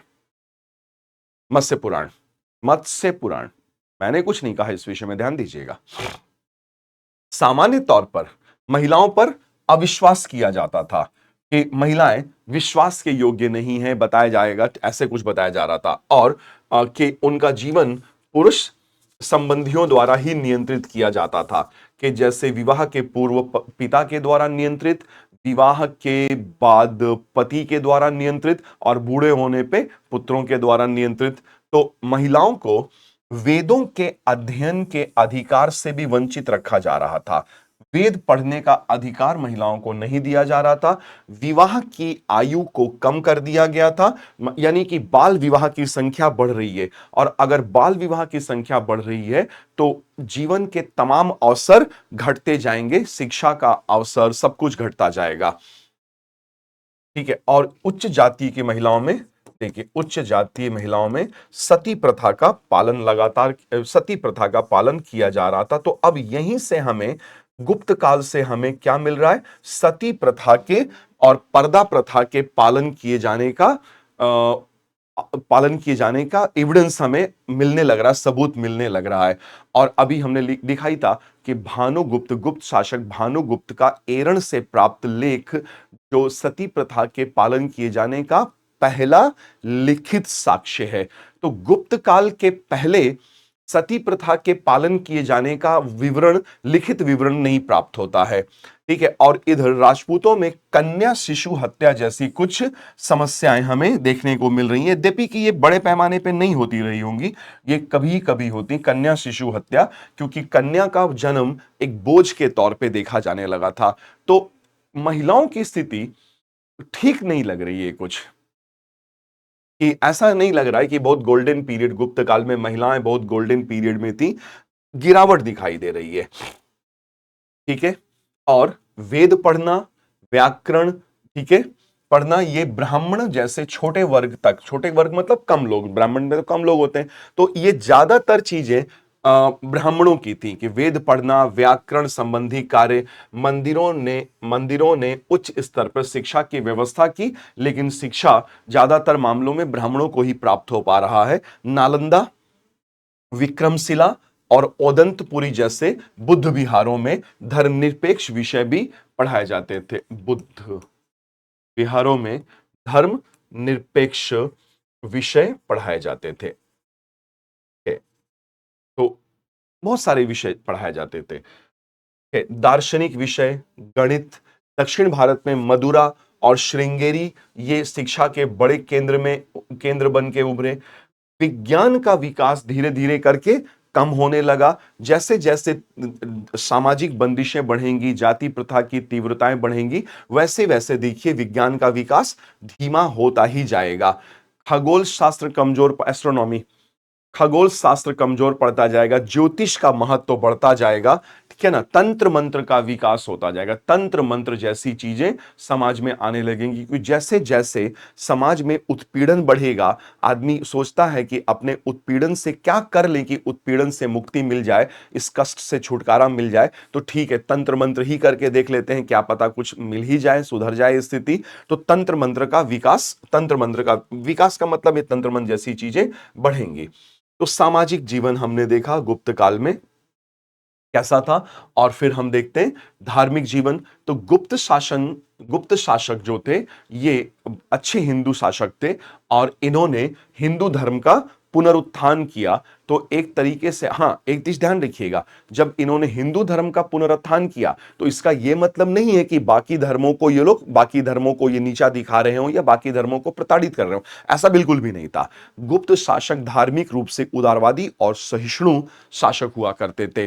तो हिंदू धर्म का पुनरुत्थान किया गया, पुनर्जागरण, विष्णु भगवान, शिव जी, दुर्गा मां और सूर्य भगवान की पूजा पाठ की पद्धति बढ़ी, मंदिर निर्माण की कला का विकास हुआ। तो गुप्त शासन काल में ही मुख्य रूप से, विधिवत रूप से मंदिरों का निर्माण कार्य प्रारंभ होता है ना। जैसे आप इमेज पे देख रहे हैं, ये देवगढ़ का दशावतार मंदिर है, प्रारंभिक मंदिरों का बेहतरीन उदाहरण जो अभी बचा हुआ संरक्षित है। ठीक है। बौद्ध और जैन धर्म की स्थिति बढ़िया नहीं लग रही है, लेकिन इसका कारण गुप्त शासक नहीं है। गिरावट आ रही थी बौद्ध और जैन धर्मों में। तो बौद्ध धर्म का विशेष रूप से पतन हो रहा था। बौद्ध धर्म की इसी समय बौद्ध धर्म की तंत्र मंत्र वाली शाखा का उदय, वज्रयान का उदय हुआ था। वज्रयानी बौद्ध भिक्षु शमशान घाट पे रहने लगे, डेड बॉडीज खाने लगे, मनुष्य की खोपड़ी में खाना पीना करने लगे। तो ऐसी गतिविधियों में जब वज्रयान शाखा के भिक्षु संलग्न हुए ना, तो समाज की मुख्य धारा से कटने लगे, लोग उनसे दूर भागने लगे कि अरे बाप रे बाप, भागो, ये कैसे कार्य कर रहे हैं। तो इससे समाज पर बौद्ध भिक्षुओं का जो पकड़ हुआ करता था वो कमजोर पड़ा, और बौद्ध धर्म में तेजी से गिरावट दिखाई दे रही है। तो बौद्ध धर्म की गिरावट गुप्त काल में जो दिख रही है वो गुप्त काल की वजह से नहीं है, वो अपनी वजहों से है ना। और बौद्ध धर्म का पतन, हाँ, लेकिन गुप्त शासक जो थे ये बौद्ध मठों को बराबर संरक्षित कर रहे थे, बराबर संरक्षण दे रहे थे। ठीक है। और उधर अजंता और एलोरा गुफाएं बौद्ध धर्म की महान कलाएं हैं। तो अजंता और एलोरा की कुछ गुफाएं बौद्ध धर्म से मतलब बौद्ध धर्म तो संबंधित है ही है, ठीक है, गलत तथ्य नहीं है, लेकिन इसमें से कुछ गुफाओं का निर्माण या उनकी दीवारों पर चित्रकारी ये गुप्त काल से संबंधित है, ये भी सही बात है। और हम देख रहे हैं यहाँ पे चित्र और आरेख में जो है विष्णु मंदिर है, विष्णु जी ये देवगढ़ का दशावतार, और दशावतार भगवान विष्णु के 10 अवतार, और इधर बौद्ध गुफाओं की चित्रकारी को हमने इस वाले डायग्राम में, इस वाले चित्र में लिया है कि अजंता की दीवारों पर चित्रकारी की गई है जो बौद्ध विषय वस्तु से संबंधित है मुख्यतः। और सांस्कृतिक और कलात्मक जीवन के विषय में अगर आप देखेंगे तो संस्कृत भाषा एवं साहित्य के दृष्टिकोण से देखने पर गुप्त काल हमें स्वर्ण काल नजर आता है, इसमें कोई दो राय नहीं है, स्वर्ण काल नजर आता है। ठीक है, सांस्कृतिक और कलात्मक जीवन में जैसे संस्कृत साहित्य का ये स्वर्ण काल है, और इसमें जो प्रमुख विद्वान संस्कृत भाषा और साहित्य से हुए, सबसे बड़ा नाम तो कालिदास का है, कालिदास से बड़ा कोई नाम ही नहीं है संस्कृत भाषा एवं साहित्य में। और इनके कालिदास के तीन नाटक जो उन्होंने रचना की, अभिज्ञान शाकुंतलम, मालविका अग्निमित्रम और विक्रम उर्वशीयम, दो महाकाव्य रघुवंशम और कुमार संभव, और दो छोटे काव्य या खंड काव्य मेघदूतम और ऋतु संहारम। तो तीन नाटक कालिदास के, अभिज्ञान शाकुंतलम, मालविकाग्निमित्रम और विक्रम उर्वशीयम, दो महाकाव्य रघुवंशम और कुमार संभव, और दो खंड काव्य छोटे छोटे पोएम्स खंड काव्य मेघदूतम और ऋतु संहारा। वराहमिहिर इसी समय के हैं, ज्योतिष और खगोल शास्त्र पे महारत। आर्यभट्ट ने आर्यभट्टियम की रचना की। वास्तुकला के क्षेत्र में गुप्त काल जाना गया। विशेष तौर पे मंदिरों का जो निर्माण कार्य प्रारंभ हुआ वो गुप्त काल में ही प्रारंभ हुआ है। गुप्त काल के पहले संरचनात्मक मंदिर जो होते थे ना, ईंट पत्थर के निर्मित मंदिर, वो नहीं मिलते थे। मंदिर होते थे, गुप्त काल के पहले भी मंदिर होते थे, लेकिन वो वृक्ष मंदिर होते थे। वृक्ष मंदिर, वृक्ष के नीचे मूर्ति रख दी और उसी को पूजा पाठ करके एक मंदिर के रूप में मान लिया जाता था। लेकिन बाद में गुप्त काल में आने के बाद फिर ईंट पत्थरों से मंदिर बनाए जाने लगे, जिन्हें संरचनात्मक मंदिर, स्ट्रक्चरल टेम्पल्स कहा गया। तो गुप्त काल में विधिवत रूप से संरचनात्मक मंदिरों का निर्माण कार्य प्रारंभ किया गया, जैसे अभी जो हमने एक डायग्राम में देखा था। और उत्तरी भारत में, गुप्त काल में उत्तरी भारत में जो मंदिर निर्माण की शैली विकसित हुई उसे नागर शैली कहा जाता है। यह आर्ट एंड कल्चर में हम लोग पढ़ते हैं डिटेल में, नागर शैली कहा जाता है। और दक्षिण भारत में मंदिर निर्माण की जो शैली विकसित हुई वो द्रविड़ शैली, और कर्नाटक क्षेत्र में मंदिर निर्माण की एक मिश्रित शैली का विकास हुआ जिसे वेसर शैली कहा गया। ये आप लोग आर्ट एंड कल्चर में अति विस्तृत अध्ययन करिएगा। यहां पे तो हमारा फोकस एनसीईआरटी पे है, प्रोफेसर रामशरण शर्मा की एनसीईआरटी पुरानी वाली। और गुप्त मंदिरों का साक्ष्य हमें उज्जैन, सांची, कई अन्य स्थानों से भी प्राप्त होता है। तो ये गुप्त काल के आम जनजीवन में के साहित्यिक गतिविधियां, और अब देखते हैं वैज्ञानिक और तकनीकी उपलब्धियां। मैंने आपसे कहा खगोल शास्त्र और गणित में कुछ हद तक विकास हुआ। आर्यभट्ट जो जुड़े हुए दशमलव प्रणाली के विकास से ग्रहों की गति और पृथ्वी के गोल होने की व्याख्या की गई, और सूर्य ग्रहण, चंद्र ग्रहण के वैज्ञानिक कारण बताए गए। वराहमिहिर की पंच सिद्धांतिका की रचना की गई, और धातु कला, मेटलर्जी, धातु कर्म में एक बड़ा ही जबरदस्त अचीवमेंट रहा है गुप्त काल का, और वो था मेहरौली का लौह स्तंभ। तो मेहरौली दिल्ली में है, तो ये फिलहाल दिल्ली में है। मूल रूप से ये दिल्ली में नहीं था, ये मध्य भारत में था, मध्य भारत, सेंट्रल इंडिया में था, मध्य भारत में। और इसे, ये लौह स्तंभ, इसमें चंद्रगु करके लिखा हुआ है, चंद्रगु, यानी कि ये संबंधित है लौह स्तंभ चंद्रगुप्त द्वितीय, इतिहासकार बताते हैं ऐसा, विक्रमादित्य, चंद्रगुप्त द्वितीय विक्रमादित्य। के द्वारा स्थापित कराया गया था इसे मध्य भारत में। लेकिन वो दिल्ली सल्तनत का तीसरा सुल्तान था शमशुद्दीन इल्तुतमिश। तो शमशुद्दीन इल्तुतमिश ने इस स्तंभ को हटवा लिया मध्य भारत से और दिल्ली ले आया, और उसकी राजधानी थी दिल्ली। तो उसने दिल्ली में ये स्तंभ, लौह स्तंभ लगवा दिया। तभी ये फिर मेहरौली गांव में आ गया, तो मेहरौली का लौह स्तंभ हो जाता है। इसी के बगल में कुतुब मीनार अवस्थित है, लेकिन हम उस पर बात नहीं कर रहे हैं, अभी हम इस पे बात कर रहे हैं। तो ये लौह स्तंभ, इसमें कुछ मिलाया गया है, शायद फेरस ऑक्साइड या फेरिक ऑक्साइड। कितनी मात्रा में, कितने परसेंटेज में, इसके विषय में हमें ठीक ठाक जानकारी नहीं है, लेकिन प्रयास जारी है। और ये 1600 साल से अनवरत ऐसे ही है। सबसे महत्वपूर्ण बात है कि खुले में धूप, बारिश, हर चीज को सहते हुए आज तक इसमें कोरोजन नहीं हुआ है, जंग नहीं लगा है। ये कितनी शानदार, कितनी मजेदार बात है कि आज भी हम ऐसा कोई लोहा नहीं बना पा रहे हैं जो 100% जंगरोधी हो। और ये तो 1600 साल से ऐसे ही खड़ा है, जंग ही नहीं लगा है, इसमें कोरोजन ही नहीं हुआ है। कितना परसेंटेज में क्या मिलाया, क्या नहीं मिलाया, अगर ये हमें पता चल जाए तो आज हम अपने बिल्डिंग्स में जो सरिया वगैरह लगाते हैं, स्टील बार्स लगाते हैं, ये लगा दे तो हमारी बिल्डिंग कितने कितने 100 साल टिक जाए। लेकिन फिलहाल हमारे पास इस तरह की कोई जानकारी उपलब्ध नहीं है जो उस समय में ये हमारे धातु कर्म के क्षेत्र में गुप्त काल में ये जो उपलब्धि आई थी, ये हमें बाद में फिर नजर नहीं आती। आधुनिक काल में भी, आज भी ये 2024 में भी नजर नहीं आ रही है। तो ये था गुप्त काल। ठीक है, गुप्त साम्राज्य। गुप्त साम्राज्य का उदय और पतन, और गुप्त साम्राज्य में आम जनजीवन, कला, साहित्य, विज्ञान एवं अन्य उपलब्धियां।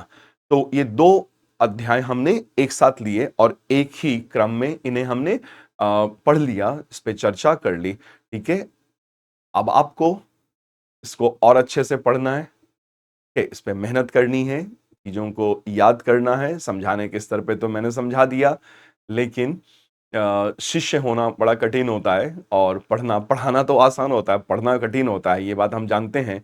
तो आप लोगों पे बर्डन ज्यादा होता है, लेकिन उस बर्डन को बर्डन के तौर पे मत लीजिएगा। पढ़ाई आनंद से करिएगा, रिलैक्स होकर के करिएगा, और अच्छी मेहनत करिएगा। मेहनत करेंगे तो एक ना एक दिन सफलता आपके कदम अवश्य छूएगी।